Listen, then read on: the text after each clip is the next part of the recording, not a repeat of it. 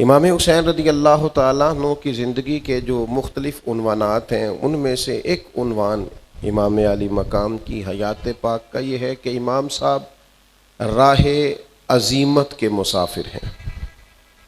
دو رستے ہوتے ہیں، ایک رستہ رخصت کا رستہ ہوتا ہے، ایک عزیمت کا رستہ ہوتا ہے۔ شریعت کی اور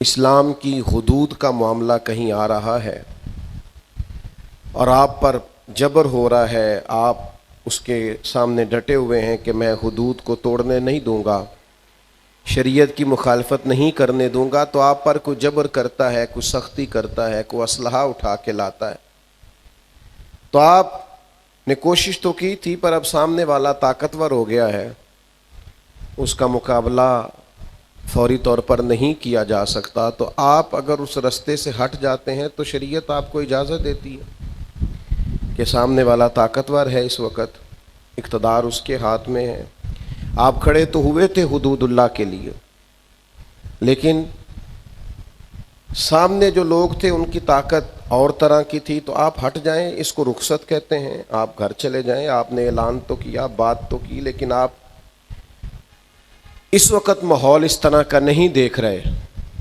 تو آپ رخصت پر عمل کر لیں۔ ایک رستہ ہوتا ہے جس کو عزیمت کا رستہ کہتے ہیں کہ ہم حق کے لیے ڈٹ گئے ہیں، اگرچہ شریعت میں گنجائش ہے، ہمیں دین اجازت دیتا ہے کہ ہم رخصت پہ عمل کریں، لیکن ہم ڈٹ گئے کہ جان جاتی ہے تو جائے، پر ہم حق کے رستے میں کھڑے رہیں گے، اسے عزیمت کا رستہ کہتے ہیں، اسے راہ عزیمت کہتے ہیں کہ آپ کوئی شریعت کی گنجائش لے کے پیچھے نہیں ہٹتے، بلکہ آپ کہتے ہیں میں نے 2 قدم آگے بڑھ کے دین کی حفاظت کرنی ہے، میں رخصت پہ نہیں چلتا، میں ڈٹوں گا۔ نہیں آپ کی کن پٹی پہ کسی نے پسٹل رکھا کہ کہو کہ میں اللہ کو نہیں مانتا ورنہ گولی مار دوں گا، تو آپ جان بچانے کے لیے اگر کفر کرتے ہیں معاذ اللہ تو ٹھیک ہے، شریعت آپ کو کہتی ہے کہ آپ مجبور تھے، آپ نے ایسی بات کر دی، کوئی حرج نہیں، لیکن اگر آپ کہیں گے کہ جان جاتی ہے تو جائے، میں رب کا انکار نہیں کروں گا، تو پھر شہادت کا بڑا درجہ ملے گا۔ ایک رخصت ہے اور ایک عزیمت ہے۔ امام حسین رضی اللہ تعالیٰ عنہ کا جو رستہ ہے وہ عزیمت کا رستہ ہے کہ تھوڑی سی گنجائش دے کے کہ چلیں جی مجھے دین اتنی گنجائش دیتا ہے، آج ہم سارے ہی اللہ ماشاءاللہ راہ رخصت کے قائل ہیں، ہمیں یہاں گنجائش ملتی ہے، ہم فوری طور پر وہ رستہ اختیار کرتے ہیں۔ اللہ کے بندوں کا یہ طریقہ تھا کہ وہ شریعت کی رخصت پر فوراً عمل نہیں کرتے تھے، بلکہ وہ کہتے تھے عزیمت کا رستہ اختیار کرنا ہے، اگرچہ وہ کٹھن کیوں نہ ہو۔ اور اللہ کا قرآن بھی چاہتا ہے کہ انسان مشقت والے رستوں کا تعین کرے، جان بوجھ کے اپنے آپ کو تکلیف میں نہ ڈالے، ایسا کوئی کام نہ کرے کہ جو 2 قدم زیادہ ہو، اس سے بھی حضور نے منع کیا، دین راہ اعتدال ہے، لیکن ویسے انسان کو رب نے پیدا مشقت میں کیا ہے۔ مقصد حیات ہوتا ہے نا، کوئی چیز کس لیے پیدا کی گئی، یہ اپنے دل کی تختی پہ لکھ لے قرآن مجید کا فیصلہ کہ نہ آرام سکون کے لیے دنیا میں آئے ہیں، نہ بہترین کھا کے نرم گداز بستروں پہ آرام کرنے آئے ہیں، نہ اس لیے دنیا میں آئے ہیں کہ کوئی ہمارا دروازہ نہ کھٹکھٹائے، کوئی ہمیں تکلیف نہ آئے، کوئی ہمیں بیماری نہ آئے، یہ ہو نہیں سکتا نا، ایسا ممکن نہیں۔ اللہ کریم نے قسمیں اٹھا اٹھا کے قرآن میں کہا لا اقسم بہذا البلد، مجھے اس شہر کی قسم ہو، وانت حل بہذا البلد، اس طرح کہ اے محبوب آپ اس شہر میں موجود ہیں، مجھے شہر مکہ کی قسم ہو۔ فرمایا ووالد وما ولد، باپ کی قسم ہو اور اس کی اولاد کی قسم ہو، یعنی جناب آدم کی قسم ہو، جناب آدم کی اولاد کی قسم، شہر مکہ کی قسم، آپ اس میں تشریف فرما ہے، اس کی قسم، محبوب مجھے جناب آدم اور ان کی اولاد کی قسم، قسمیں اٹھا اٹھا کے رب کہتا ہے لقد خلقنا الانسان فی کبد، تحقیق ہم نے انسان کو مشقت میں رہتا ہوا پیدا کیا ہے، اس کا خمیر ہی ایسا بنایا ہے کہ یہ مشقت میں رہتا ہوا پیدا کیا گیا، مشقت میں۔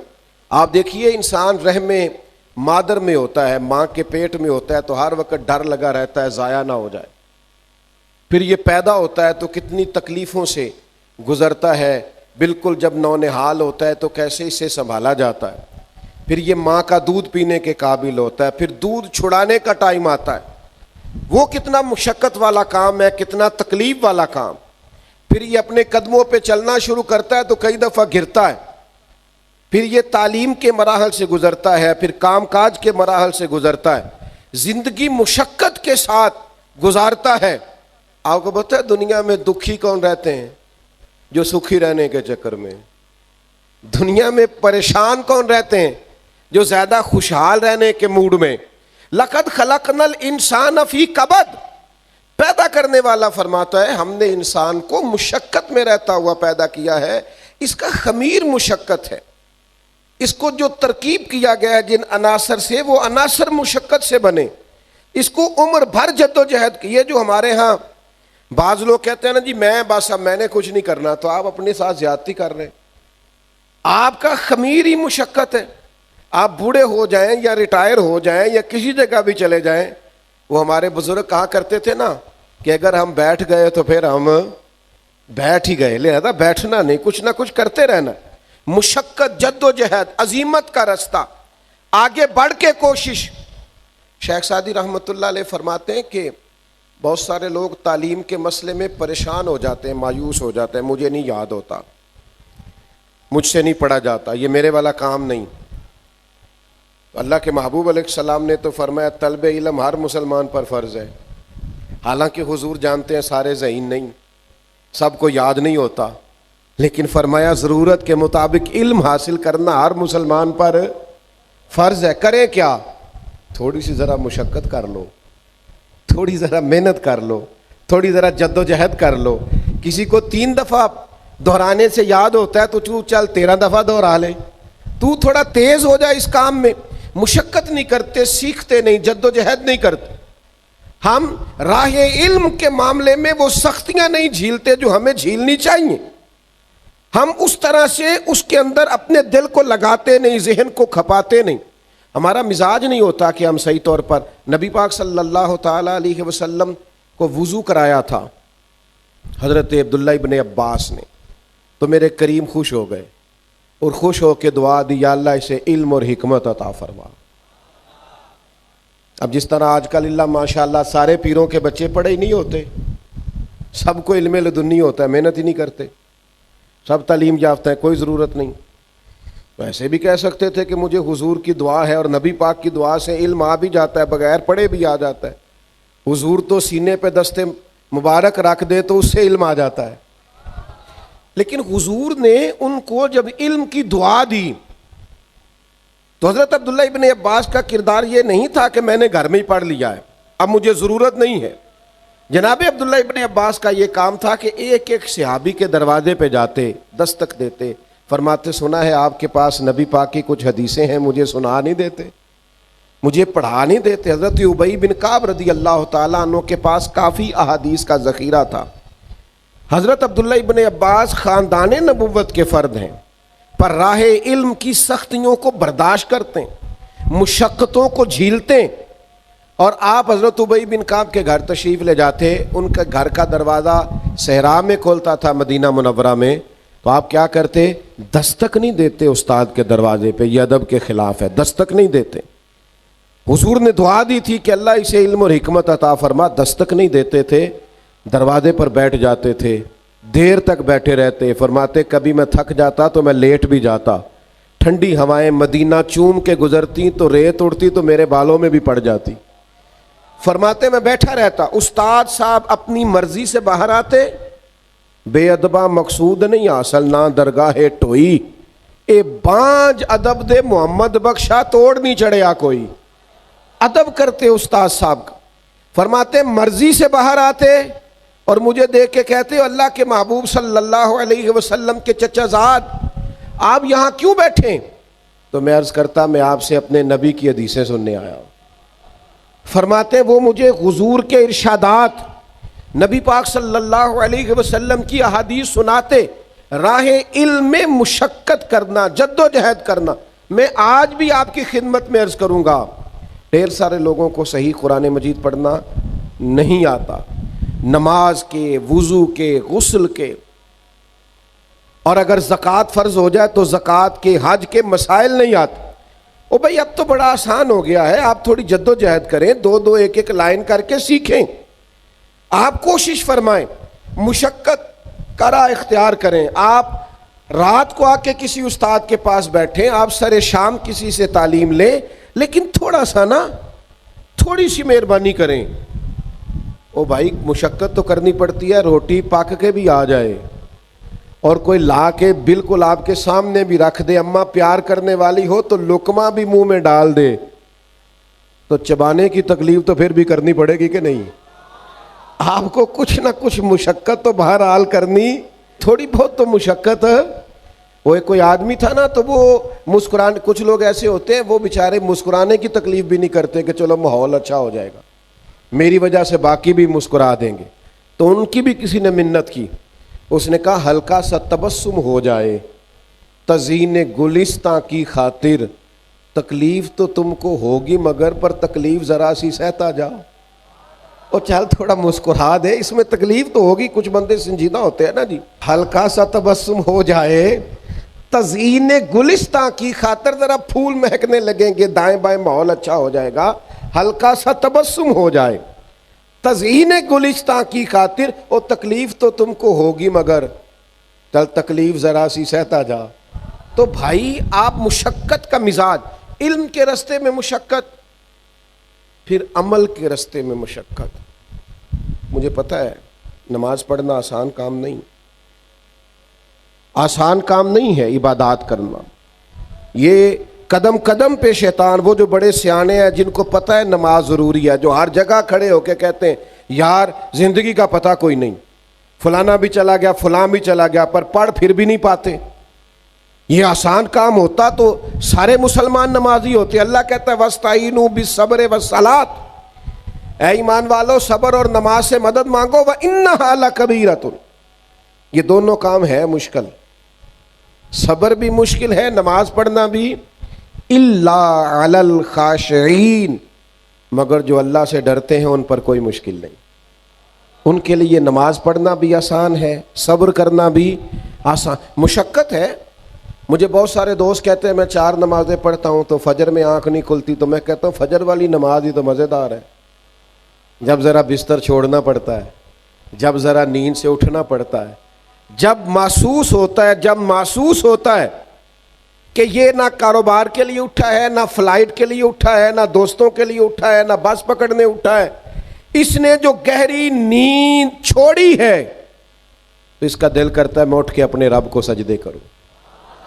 آپ ذرا غور فرمائیں نا، اگر یہ مشقت وہ تہجد کے لیے کرے عبادت کی، یعنی عین سحری میں اٹھے، اور حضور فرماتے ہیں اگر جوان اٹھے، نوجوان اٹھے، چڑھتی جوانی ہے، جذبات ہے، نیند بھی گہری آتی ہے، سونے کو بھی جی چاہتا ہے، گھر میں اے سی بھی لگا ہوا ہے، سہولیات بھی ہیں، پر سارا کچھ چھوڑ کے اٹھا ہے تہجد پڑھنے کے لیے، تو اللہ کے پیارے رسول صلی اللہ تعالی علیہ وسلم فرماتے ہیں جوان آدمی جب تہجد پڑھنے کے لیے کھڑا ہوتا ہے نا تو اسے دیکھ کے رب مسکراتا ہے جو اس کی شان کے لائق، اللہ مسکراتا ہے جو اس کی شان کے لائق ہے، جو اس کی عظمت کے لائق ہے، جو اس کو شایع ہے۔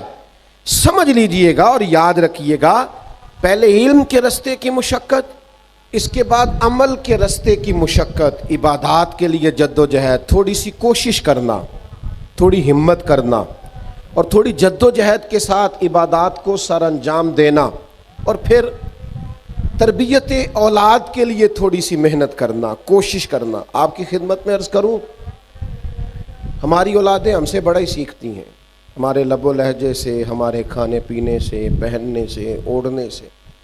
ہمیں تھوڑی محنت کرنی ہوگی اپنی اولاد کی تربیت کے لیے، لیکچر نہ دیں ان کو، اپنا کردار بہترین کریں۔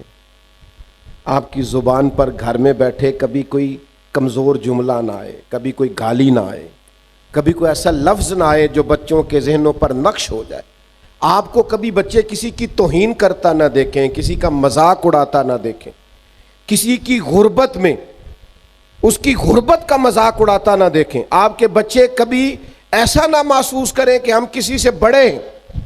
ایک گورنر تھے جناب عمر کے زمانے میں, ان کے بیٹے نے کسی غریب کے بیٹے پر ظلم کیا تو جناب عمر نے ان کے بیٹے کو درے لگائے, تو بعد میں کہا اس گورنر کو بھی سزا دیں, اسے اونٹ چرانے پہ لگائیں. تو کہا جناب گورنر صاحب کی کیا غلطی, غلطی تو بیٹے کی ہے. تو جناب عمر فرمانے لگے یہ اس کے دل میں بات کس نے ڈال لی ہے کہ تو گورنر کا بیٹا ہے؟ کس نے سکھایا ہے کہ تو چودھری کا پتر ہے؟ کس نے بتایا ہے کہ تیری شان بڑی ہے, تو آگے یہ سزا کا حقدار ہے. آپ کو تھوڑا سا اپنے آپ کو سمیٹنا پڑے گا, تھوڑی محنت کرنی پڑے گی. اب آپ بچپنے سے نکل آئیں, اب آپ کی اولاد ہے تو آپ کو سب سے پہلے اپنا کردار پیش کرنا ہوگا, آپ کو وہ رستہ اختیار کرنا ہوگا جو محنت کا رستہ ہے. پھر میں آپ کی خدمت میں عرض کروں, دین کے لیے تھوڑی جد و جہد کریں. ہر کام ہم منظم کرتے ہیں, ہر کام بہترین کرتے, دین کا کام منظم کر کے نہیں کرتے. ہماری طبیعت نہیں ہے کہ ہم غور کریں کہ دین کے کام کے لیے اس وقت کی ضروریات کیا ہیں. ہر دور کے اپنے اپنے فتنے ہوتے ہیں. اس دور کے فتنے کیا ہیں اور ان کا جواب کیا ہے؟ اس دور کی آزمائشیں کیا ہیں؟ ہمارے بچے کن پریشانیوں کا شکار ہیں؟ خدا نہ خواستہ ماضی میں اللہ تعالیٰ معاف فرمائے سینما ہوتا تھا تو روکا جا سکتا تھا, بچوں کی نگرانی کی جا سکتی تھی کہ وہاں جا کے وہ کوئی بری چیز نہ دیکھیں. پھر اس کے بعد کچھ ایسی ٹیکنالوجی آئے گی, کچھ کیسٹیں تھیں اور بچے لا کے کسی مخصوص جگہ پہ اس کو لگاتے تھے تو ڈر ہوتا تھا کوئی گانا باجا کوئی کمزور چیز نہ دیکھیں. اب تو دور بدل گیا, اب تو آپ کے بچے کی جیب میں ہر چیز سمٹ کے آ گئی. وہ بیچارہ مجبور ہے, وہ تو اچھی چیز دیکھتے دیکھتے ہی اس نے تھوڑا آگے پیچھے کیا ہے تو غلیظ چیزیں آنے لگی ہیں. اب تو آپ کو اس پھول کی, اس نونہال کی زیادہ نگرانی کرنی. اب تو فتنہ اور طرح کا تھا, اب تو آپ کو دین کے معاملے میں اس طرح کی تربیت اسے کرنی تھی کہ وہ اپنی نظر کو بہت زیادہ بچانے والا ہو. اس کو اندازہ ہو کہ یہ بڑی بری چیز ہے, یہ غلیظ ہے, یہ میرا دین مجھے اس بد نگاہی کی اجازت نہیں دیتا. اس کو وہاں سے نکلنا تھا. میں پسند نہیں کرتا تھا, آج بھی پسند نہیں کرتا زیادہ تصویر سازی. میرے قبلہ عالم اجازت نہیں دیتے تھے, ان کا فتویٰ یہ تھا کہ اس سے بچنا چاہیے. آج بھی میری طبیعت نہیں مانتی زیادہ, لیکن جب میں یہ دیکھتا ہوں نا کہ چلو موبائل پہ چلتے چلتے ہو سکتا ہے کوئی میری عاجز کی بات ہی سن لے اور کوئی ٹوٹا پوٹا جملہ اس کے دل سے ٹکرا کے گزر جائے, چلو اثر کرے نہ کرے, سن تو لے میری فریاد. نہیں ہے داد کا طالب یہ بندہ آزاد. تو میں اللہ تعالیٰ مجھے کروڑ دفعہ معاف کرے اور میرے گناہوں کو اللہ درگزر کرے. مجھے سینکڑوں ہزاروں لوگ زندگی میں ملے ہیں انہوں نے کہا صاحب وہ آپ کے 2 جملے سنے تھے تو اللہ تعالیٰ نے دل میں اثر پیدا کر دیا تو چھوڑ دیا. تو سوچتے ہیں چلو کچھ سدے باب کریں, کوئی اپنے بچوں کو بچانے کی کوئی صحیح کریں, کوئی جد و جہد کریں. کس طرح یہ بچ سکتے ہیں؟ آپ فطرت کو کچلے نہیں, آپ ان کو صحیح چیز دے دیں دیکھنے کو, آپ صحیح مواقع فراہم کر دیں, دین کا کام جدید انداز میں کریں. آپ غور کریں, اب مدارس کو بھی بہت عمدہ ہونا چاہیے, اب مبلغین کی تیاری بھی جدید فتنوں کے لیے ہونی چاہیے. اب ہماری مشقتوں کا رخ بڑھنا چاہیے. اب ہمیں ایک ایک جوان پر, ایک ایک مسلمان پر محنت کرنی چاہیے. ہم کام نہیں کرتے, جد و جہد نہیں کرتے. سارے کام بڑی حکمت سے کریں گے, دانائی سے کریں گے, اس میں جدت لائیں گے. گاڑیوں میں نئی سے نئی ٹیکنالوجی آ رہی ہے, جہازوں میں آ رہی ہے, موبائلوں میں آ رہی. تو مذہب کے معاملے میں آپ کیوں نہیں جدید انداز اختیار کرتے کہ جس سے لوگوں کو آپ سمجھا سکیں کہ بھئی یہ تمہاری روحانیت ہے, یہ صوفیاء کا پیغام ہے, یہ نبی پاک کی سیرت ہے. آپ کیوں اس طرح کتاب و سنت کا عنوان بیان کرتے ہیں کہ لوگوں کو لگے یہ بڑا مشکل کام ہے, میں نہیں کر سکتا. آپ انہیں بتائیں کہ رسول پاک کا سارا اسوہ نور عمل کرنے کے لیے. امام حسین کی زندگی میں آپ کو آج اس ہزاروں کے مجمع میں, اس نورانی محفل میں جس میں ایک ایک فرد کا چہرہ حضور کی اولاد کی محبت سے چمک رہا ہے, بہت کم لوگوں کو آسانی حاصل ہے. آپ تشریف لائیں اور اس محبت سے اتنی بڑی تعداد میں آئیں. میں آپ کو ذمہ داری سے بتانا چاہتا ہوں کہ جو لوگ سر اٹھا کے جینا چاہتے ہیں, اور جو لوگ اپنی عزت اور وقار کے ساتھ زندگی گزارنا چاہتے ہیں، اور جو کسی جگہ جھکنا نہیں چاہتے، اور جو کبھی کمزور نہیں پڑنا چاہتے، اور جو ٹینشن سے، ڈپریشن سے، انزائٹی سے، سٹریس سے باہر رہنا چاہتے ہیں، ان کا ایک ہی علاج ہے کہ وہ امام حسین کی زندگی کو پڑھا کریں، وہ حسین ابن علی سے فیضان حاصل کریں. ان کو سمجھ آئے گی کہ جینا کس کو کہتے ہیں، کھڑا ہونا کس کو کہتے ہیں، حوصلہ کس کو کہتے ہیں، صبر کس کو کہتے ہیں، فکری تازگی کیا ہوتی ہے، توانائی کیا ہوتی ہے. اور مجھے کہہ لینے دو، ان کو پتہ چلے گا. سیدہ کا لال بتائے گا کہ اطمینان کس کو کہتے ہیں، سکون کس کو کہتے ہیں، طبیعت کا ٹھہراؤ کیا ہوتا ہے. یعنی امام حسین کی مسکراہٹ، ان کا اطمینان، ان کا کربلا کے میدان میں سارے زخم کھا کے مسکرانا، یہ مار گیا تھا یزیدیوں کو، یہ تباہ کر گیا تھا یزیدیوں کو. کیونکہ وہ سچے تھے، انہیں سامنے جنت نظر آ رہی تھی، نانا مصطفیٰ کریم علیہ السلام کا استقبال کرنا دکھائی دے رہا تھا، انہیں نظر آ رہا تھا مولا علی مجھے سینے سے لگائیں گے، میری ماں سیدہ مجھے اپنی باہوں میں لے گی، نظر آ رہا تھا. چونکہ سچے تھے، حق پہ تھے، لہذا جان بھی دی تو مسکرا مسکرا کے دی. ہم تو دشمن کو بھی پاکیزہ سزا دیتے ہیں، ہاتھ اٹھاتے نہیں، اسے اس کی نظروں سے گرا دیتے ہیں. ہے تھوڑا مشکل، مشقت والا. یہ جو شمر تھا نا پانی بند کرنے والا اور حضور کی اولاد پاک کو قتل کرنے والا، جب مختار سقفی کی فوجیں اس کے پیچھے لگی نا تو یہ دوڑا مدینے کی طرف، مضافات مدینہ میں دوڑتا دوڑتا دوڑتا دوڑتا ایک ایسے خیمے میں داخل ہوا جس خیمے کے اندر مصلی پہ امام زین العابدین تشریف فرما رضی اللہ تعالی. یوں نظر اٹھی امام علی مقام. دکھ بھی نہیں بندے کو بھولتے، دشمن بھی بندے کو نہیں بھولتے، جس نے تکلیف دی ہو وہ بھی اکثر یاد آتا ہے. تو امام نے یوں نظر اٹھائی، دیکھا، چونکہ وہ دوڑا آیا تھا اور گرمی کا موسم تھا تو سانس پھولا ہوا تھا، تو امام فرمانے لگے پانی پلاؤں؟ دشمن ہے نا. میں نے کہا کام مشکل ہے پر انسان آیا ہی مشقت میں، ذرا اپنے آپ کو مشقت میں ڈالے نا. پانی پلاؤں کس کو؟ جس نے پانی بند کیا. تو شمر سمجھا کہ انہوں نے پہچانا نہیں. امام اٹھے، مٹکے سے پانی پیالے میں ڈالا اور بھر کے دیا، کہا پی لو. اب پیاس بڑی شدید تھی، وہ پی گیا. امام نے ایک پیالہ اور بھر کے دیا، تیسرا پیالہ اور دیا، جی بھر کے پانی پی لیا، تھوڑا سستا لیا، سانس بحال ہو گئی. امام مصلی پہ چلے گئے. اسے بھی محسوس ہوا کہ جو فوج میرے پیچھے لگی تھی وہ دائیں بائیں ہو گئی. وہ باہر نکلا. ہائے کام تو مشکل ہے پر میں نے کہا دشمن کو اس طرح بھی مارا جا سکتا ہے. یہ بھی ہے کردار اور اخلاق کی عظمت جس سے دشمن قتل ہوتے ہیں. باہر جا کے نا تو وہ شرم سے پانی پانی ہو گیا. لوٹ کر پھر اندر آیا تو اسے پتا تھا کہ فوجیں میرے پیچھے ہیں، مرنا تو میں نے ہے ہی، تو ایک سچ نہ بول جاؤں جاتے جاتے. کہنے لگا زین العابدین شاید پہچانا نہیں، شرم سے گردن جھکی ہوئی، شاید آپ نے پہچانا نہیں. تو امام اللہ کا ذکر کر رہے تھے، یوں آنکھ مبارک اٹھائی، فرمایا کربلا میں میرا سارا خاندان تو نے پیاسا ذبح کر دیا، میں تجھے بھلا سکتا ہوں؟ تو جیسے ہی اندر آیا ہے مجھے 6 ماہ کے علی اصغر کی وہ خون میں لت پت لاش مبارک یاد آ گئی تھی. تو جیسے ہی اندر آیا مجھے چچا عباس کے کٹے ہوئے بازو اور ان کی درد یاد آئی تھی. میں نے اپنی پھپھی کو جن سسکیوں کے کو اپنے آپ کو سمیٹتے اور صبر کرتے دیکھا ہے وہ کیفیت یاد آئی. اور تو جیسے ہی اندر آیا ہے مجھے اپنے باپ کا نیزے پہ چڑھا ہوا سر یاد آیا تھا. یہ کہتے کہتے امام کے پھر آنسو نکلے. آنسو پوچھے تو شمر گھٹنوں کے بل بیٹھ گیا. کہنے لگا زین العابدین پہچان گئے تھے تو پھر پانی کیوں پلایا؟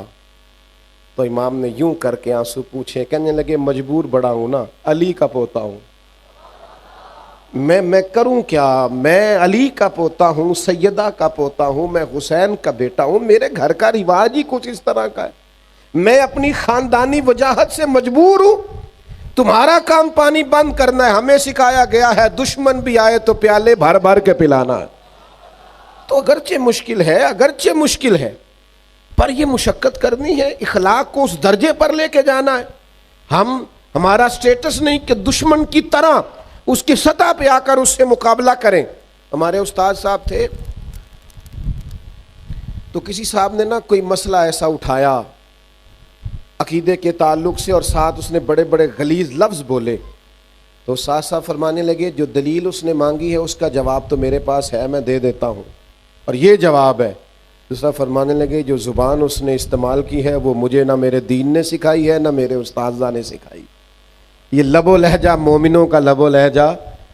اسٹیج پہ بھی آپ وہ بولیاں بولیں گے جو بازاروں میں بولی جاتی ہیں, آپ دینی اور مذہبی اسٹیج پر بھی وہ کلام کریں گے جو گھٹیا لوگ کرتے ہیں, جو انداز درست نہیں ہوتا, جو شان عام مومن کی نہیں, وہ آپ بات کریں گے. تو تھوڑی مشقت کریں, عزیمت کا رستہ اختیار کریں, رخصت پر عمل نہ کریں, تھوڑی مشقت ہو. اس میں تھوڑی سی نا حضرت عبداللہ ذوالبجادین ایک صحابی تھے, کلمہ پڑھ گئے, والد پہلے نہیں تھا, چچا نے پالا تھا. چچا سے کہنے لگے میں نے حضور کے پاس جانا ہے, تو کہنے لگا اگر جانا ہے تو سارا کچھ چھوڑ کے جانا پڑے گا.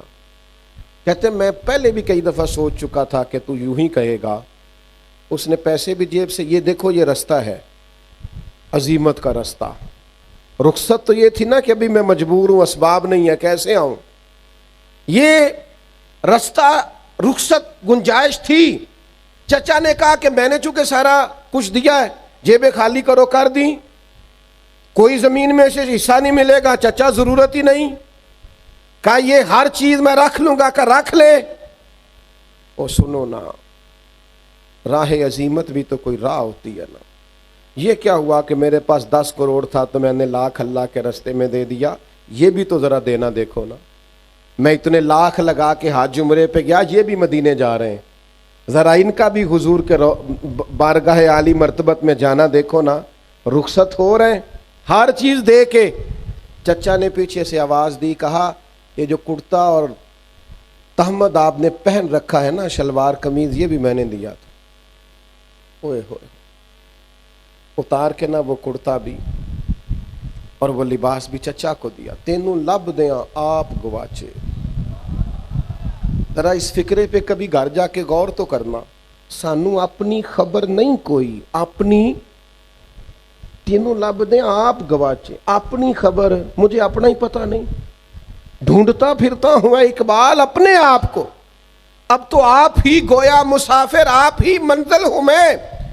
اب مجھے میرا پتہ بھی نہیں ملتا. سودا لینے کے لیے بازار گئے ہم, اور ہاتھ اس کے بکے جس کے خریدار گئے ہم, اور ان کی گلی میں ہم ایک کام سے گئے تھے, پھر ہر کام سے گئے. کہا یہ کپڑے بھی میرے ہیں, اتار کے دے دیے.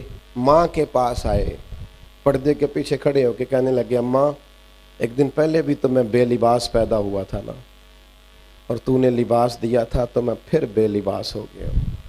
ماں نے 2 عورتوں والی چادریں دی, احرام کی طرح ایک باندھ لی, ایک اوڑھ لی. یہ راہ عزیمت کے مسافر. رات کو مدینے پہنچے تو نبی پاک نے نام رکھ دیا ذوالبجادین, 2 چادروں والا. پھر لباس بھی ملا, پھر گھر بھی ملا. زندگی پھر رہی تھی بھٹکتی ہوئی, میری خانہ بدوشی کو گھر مل گیا. پھر حضور کی عالی مرتبت بارگاہ میں رہنے لگے. پھر ایک دن تیز بخار آیا, پھر روح پرواز کر گئی. صحابہ فرماتے ہیں اور راہ عظیمت اختیار کرنے والے اور حضور کے لیے مشقت سہنے والے, اور تیرے نصیبوں پہ قربان جائیں. مدینے میں رواج یہ تھا کہ جب قبر میں اتارنے کی باری آتی تھی تو کوئی قریبی اتارا کرتا تھا, پر ان کا تو تھا ہی کوئی نہیں. کون اترے گا؟ جنازہ بھی حضور نے پڑھایا, اور جب دفن کی باری آئی قبر میں رکھنا تھا تو مدینے والے رسول قبر میں اتر گئے. حضور قبر میں اتر گئے, پہلے لیٹ گئے, قبر کو دیکھا ٹھیک بنی ہے, پھر اپنے ہاتھوں پہ رکھا, پھر قبر میں اتارا. درویش کہتے ہیں میں مر گیا تو فرشتے میری تلاشی لینے آئے کہ کیا لے کے آیا ہے. پسے مردن فرشتوں نے جو تلاشی لی تو کیا نکلا؟ فقط ایک دل کے گوشے سے خیال مصطفیٰ نکلا. نبی کریم نے قبر میں, چونکہ راہ عزیمت کے مسافر ہیں, اگر آپ وہ رستہ اختیار کریں جو رستہ اگرچہ مشقت والا ہے, اگرچہ کٹھن ہے، اگرچہ وہ رستہ مشکل ہے، لیکن بھائی امام علی مقام کا رستہ رخصت والا نہیں، جسے زندگی ہو پیاری وہ یہیں سے لوٹ جائے۔ میرے قافلے میں شامل کوئی کم ظرف نہیں ہے۔ آپ کو اگر اس راہ کا مسافر بننا ہے پھر تھوڑا سا نا ہمت کرنی پڑے گی، پھر ذرا پیروں کے چھالے سہنے پڑیں گے۔ سارا سال موج کرنا اور 10 محرم کو 2 دیگیں پکا کے کہنا میرے نام کا حسینی کوئی نہیں، اس طرح نہیں بندہ حسینی بنتا، یہ تو رستہ ہی بڑا مشکل ہے۔ میں آج نا جو بھی پنچایت بیٹھتی ہے نا اس میں ہر بندے کہتا ہے جی میں تو جی یزید کے خلاف لڑ رہا ہوں، تو اچھا وہ یزید ہے تو آپ معاذ اللہ حسینی ہونے کے دعوے دار ہیں۔ میں آپ کو بڑی ذمہ داری سے سوچ سمجھ کر عرض کرتا ہوں، تمام صحابہ کی عظمتوں کو سلام، ہر ایک کی قدموں کی خاک ہماری آنکھوں کا سرما، جہاں جہاں سے وہ گزرے، اہل بیت نبوت کا ہر فرد ہماری آنکھوں کا تارا، اور بڑا مشکل کام ہے حسینی بننا، بڑا مشکل، یہ بڑا مشکل ہے۔ یعنی اپنے ہاتھوں پہ 6 مہینے کے بچوں کو اپنے سامنے روحوں کو پرواز ہوتے دیکھنا، کمر ٹوٹ جاتی ہے، لوگوں کے حافظے کمزور ہو جاتے ہیں ایک بیٹے کا جنازہ پڑھ کے، لوگ بہکی بہکی باتیں کرنے لگ جاتے ہیں، لوگ کہتے ہیں جب سے بیٹا گیا ہے نا اس کی طبیعت اور طرح کی ہو گئی۔ یہ بڑا بوجھ والا کام ہے۔ زندگی میں نا یہ رخصت والی راہیں تلاش کرنی چھوڑ دیں، ذرا اگلے مورچوں پہ بیٹھنے کا شوق پیدا کریں۔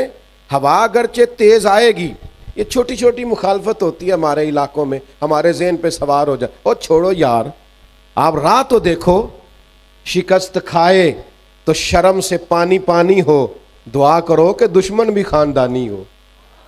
آپ کسی مضبوط دشمن تو کوئی دشمن تو اچھا، آپ چھوٹی چھوٹی باتوں سے پریشان ہو گئے۔ اپنی زندگی میں وہ راہ جو عظیم، یہ دیکھو نا 2 صحابہ ہیں، احد کی رات ہے، حضرت سعد بن ابی وقاص اور حضرت عبداللہ بن جہش رضی اللہ تعالیٰ۔ صبح نہ احد کی جنگ ہونی تھی، تو حضرت عبداللہ حضرت سعد بن ابی وقاص سے کہنے لگے یار صبح جنگ ہونی ہے، دعا نہ کر لیں؟ فرمایا ٹھیک ہے کر لیتے ہیں۔ تو حضرت سعد دعا کر رہے ہیں، کہتے ہیں اللہ صبح میرا نہ کسی مضبوط دشمن سے مقابلہ ہو، وہ مجھ سے لڑے میں اس سے لڑوں۔ آپ دعا کرتے ہیں اور جناب عبداللہ امین کہتے ہیں یا اللہ مجھ سے لڑے میں اس سے لڑوں، پھر میں اتنی طاقت سے لڑوں کہ اسے گراؤں، پھر میں تیرے دین کے اس دشمن کو قتل کروں، پھر اس کی زرہ اتاروں، پھر اس کی تلوار لوں، مال غنیمت میں جمع کراؤں، پھر حضور کی بارگاہ میں جا کے گویا شاباشی لوں۔ کہتے ہیں میں نے دعا کر دی، انہوں نے آمین کہہ دیا۔ اب حضرت عبداللہ کہنے لگے چل اب میں دعا کرتا ہوں تو آمین کہہ۔ کہنے لگے اللہ سویرے میرا کسی مضبوط دشمن سے مقابلہ کرانا۔ کہا آمین۔ حضرت عبداللہ دعا مانگ رہے ہیں، جناب سعد آمین کہہ رہے ہیں۔ کہا اے اللہ وہ مجھ سے لڑے میں اس سے لڑوں۔ کہا آمین۔ اے اللہ پھر نہ اتنی شدید جنگ ہو کہ وہ کافر مجھ پر غلبہ پا جائے۔ یوں آنکھ کھولی حضرت سعد نے، کہا میں نے تجھے تیری ہر دعا پہ آمین کہے نا، چپ کر کے آمین کہے۔ اے اللہ پھر وہ مجھے گرا دے، پھر وہ مجھ پر سوار ہو جائے۔ وہ کہہ رہے ہیں آمین۔ حضرت عبداللہ دعا مانگتے ہیں اے اللہ پھر نہ وہ مجھے شہید کر دے۔ انہوں نے کہا آمین۔ اے اللہ وہ شہید کر کے بس نہ کرے، پھر وہ میرے کان کاٹ ڈالے، میری آنکھیں نکال دے، میرا ناک کاٹ دے، میرے ہونٹ کاٹ دے، میرے بازو کاٹ دے، میرا وجود ٹکڑے ٹکڑے ہو جائے۔ اے اللہ جب یہ کٹا ہوا وجود لے کے اور یہ حصے بکھرے ہوا چہرہ لے کر میں تیری بارگاہ میں حاضر ہوں نا قیامت میں، تو پھر فرشتوں کے بیچ، اولیاء، انبیاء، صلحاء، اتقیاء، مومنین کے بیچ مجھ سے پوچھے عبداللہ تجھے کیوں شہید کیا گیا؟ تیری ناک کیوں کٹی، آنکھیں کیوں نکلیں، تیرے کان کیوں کٹے، ہونٹ کیوں کٹے؟ تو مالک بس میری اتنی التجا ہے، مجھے توفیق دینا میں کہہ سکوں نہ میرا جائیداد کا جھگڑا تھا، نہ قبیلے کا جھگڑا تھا، نہ برادری کا جھگڑا تھا۔ مالک یہ میرے ساتھ جو ہوا ہے تیرے رستے میں ہوا ہے، تیرے رسول کے رستے میں ہوا ہے۔ بس میں چاہتا ہوں جے تو چڑھے آؤتے دھار بھی نہیں، ਉਹ ਜੇ ਤੂੰ ਵਿਕਿਆ ਇਸ਼ਕ ਬਾਜ਼ਾਰ ਵੀ ਨਹੀਂ, ਐਡਾ ਸਸਤਾ ਸੌਦਾ ਪਿਆਰ ਵੀ ਨਹੀਂ, ਐਡਾ ਸੌਖਾ ਲੱਭਦਾ। ਮੇਰੇ ਜੀ ਹਜ਼ਰਤ ਸਾਹਿਬ ਮੇਰੇ ਨਾਲ ਬੜਾ ਪਿਆਰ ਕਰਦੇ ਨੇ, ਤੇ ਉਹ ਤੇ ਅੱਲਾ ਵਾਲੇ ਨੇ, ਉਹਨਾਂ ਦਾ ਤੇ ਕੰਮ ਹੀ ਪਿਆਰ ਕਰਨਾ ਹੈ। ਤੂੰ ਆਪਣੀਆਂ ਹਰਕਤਾਂ ਦੇਖ, ਕਈ ਜੰਗਲ ਗਾਣੇ ਪੈਂਦੇ ਨੇ, ਕਈ ਦੋਜ਼ਖ ਲੰਘਣੇ ਪੈਂਦੇ ਨੇ। ਜੋ ਇਸ ਮੁੱਲੋਂ ਵੀ ਮਿਲ ਜਾਵੇ ਤੇ ਇਦੋਂ ਸਸਤਾ ਹੋਰ ਵਪਾਰ ਵੀ ਨਹੀਂ। ਕੁਝ ਸਮਝ ਨਹੀਂ ਆਉਂਦੀ ਲੋਕਾਂ ਨੂੰ, ਉਹ ਕਾਹਦੇ ਨਾਲ ਸ਼ਹੀਦ ਕਰੇ। ਡਿੱਠੀ ਯਾਰ ਦੇ ਹੱਥ ਤਲਵਾਰ ਵੀ ਨਹੀਂ, ਪਰ ਉਹਦਾ ਖਾਲੀ ਜਾਂਦਾ ਵਾਰ भी नहीं। दोस्तों ये ना ये रुखसत की राहें ना तलाश करो जी, वो मैं थोड़ा सा कर लूँ, मैं थोड़ा सा रहने दूँ, थोड़ा सा ना। ये देखो ज़रा, राह मोहब्बत में ना और भी रास्ते आते हैं। कई दफ़ा ना लोग आपको कहते हैं कि आपके महबूब ने तो आपके साथ यूं कर दिया, आपको तो वो मतलब उस तरह से पजीरा ही नहीं, आपका तो वो काम ही नहीं, आपकी तो वहाँ वो अहमियत ही नहीं। आपको बड़े बड़े रंगों में लोग माज़अल्लाह सुम्मा माज़अल्लाह, यहाँ तक लोग कहते हैं जी 5 नमाजें पढ़ता हूँ, काम तो मेरा फिर नहीं चलता, मैं तो बड़े सदकात देता हूँ। आपका ज़हन बनाया जाता है कि आपकी तो कबूलियत ही नहीं, आप तो वहाँ तक पहुँचे ही नहीं, आपको तो वो मिला ही नहीं, आपको तो कुर्बत ही नहीं। माज़अल्लाह ताला लोगों का ख्याल होता है इतना दीन पे अमल किया तो मुझे क्या मिला। ये बड़ी शातिराना चाल है नफ्स और शैतान की। एक सहाबी थे हज़रत अबू बसीर रज़ी अल्लाह ताला अन्हु। ये सुलह हुदैबिया के फ़ौरन बाद ना मक्का मुकरमा से मुसलमान थे, हिजरत करके मदीने आए। तो नबी पाक अलैहिस्सलाम ने एक शर्त तय की थी कुफ़ार के साथ कि वहाँ से जो शख्स अपने आका की इजाज़त के बगैर यहाँ आ जाएगा, अगरचे मुसलमान हो, हम वापस कर देंगे, और यहाँ से अगर कोई गया तो वो वापस नहीं करेंगे। अब बज़ाहिर ये शर्त बराबर की नहीं थी, लेकिन इसका बड़ा फ़ायदा हुआ। जो मुसलमान मक्के से आता था, पता था हुजूर तो रखेंगे नहीं और मक्के वापस जा नहीं सकता, वो तीसरी जगह जाके बैठता था और इस्लाम का एक नया डेरा आबाद हो जाता था। बहुत सारे मुस्याबी शहरों में जाके बैठे और पूरे का पूरा शहर और कबीला ही मुसलमान कर लिया। हज़रत अबू बसीर किसी तरीके से ना मक्का मुकरमा से मदीना तैयबा पहुंचे। अब हुजूर ने इस शर्त पर साइन किए हुए थे कि कोई मक्के से मदीने आ गया तो हम वापस कर दें। काफिरों ने 2 बंदे भेजे कि जाएं, सरकार का वादा है तो अबू बसीर को वापस लाएं। वो दोनों आए, जनाबे अबू बसीर को लेने के लिए नबी पाक अलैहिस्सलाम की खिदमत में अर्ज़ किया, या रसूल अल्लाह सल्लल्लाहु अलैहि वसल्लम, ये आपने वादा किया तो इनको वापस भेजें। थोड़ी देर के लिए ज़रा गौर करना, कितना मुश्किल था सरकार के लिए आए हुए को वापस भेजना, लेकिन हुजूर ने फरमाया हम वादा कर चुके हैं, हम तुम्हें मदीने नहीं रख सकते। अर्ज़ की या रसूल अल्लाह मुझे कोई शिकवा नहीं, गोया हुजूर आप जैसे हुक्म करेंगे। यानी ऐसा हुक्म जो बज़ाहिर आम आदमी की तबीयत के खिलाफ हो, हुजूर ने मदीने से भेज दिया। मदीने से बाहर जाके जनाब अबू बसीर कहने लगे, लो मेरे महबूब का ज़िम्मा ख़त्म हुआ, अब मैं जानूँ और तुम जाने। किसी तरीके से एक को कत्ल किया, दूसरा भाग गया। समुंदर के किनारे उस रास्ते में डेरा लगा लिया जो रास्ता मदीने को जाता था। मक्के जा नहीं सकते थे, मदीने आने से हुजूर ने पाबंदी लगा रखी थी। बड़ा मुश्किल काम है, बड़ा तकलीफ दे। ये अजीमत का रास्ता है कि आप जिस महबूब के लिए सब कुछ कुर्बान करने को तैयार हैं, बज़ाहिर उन्हीं के पास जाने पर आप पर पाबंदी है, पर ये राह अजीमत के राही इन्होंने इन दुखों को भी सुख समझ के कबूल किया। कितना ज़माना बीत गया साहिल समुंदर पे बैठे हुए। बाकी भी जिनको जगह नहीं मिलती थी, हज़रत अबू जंदल रज़ी अल्लाह तआला अन्हु जैसे अजीम सहाबा, इस शर्त की वजह से जो मक्के और मदीने में जगह ना पाते वो भी इनके पास आते। यहाँ ना इनकलाबियों का, मुजाहिदों की एक जमात तैयार होगी। अब काफिर यहाँ से गुजरते तो जिस तरह वो मुसलमानों के काफिलों को रोकते थे, ये काफिरों के काफिले को रोकने लगे।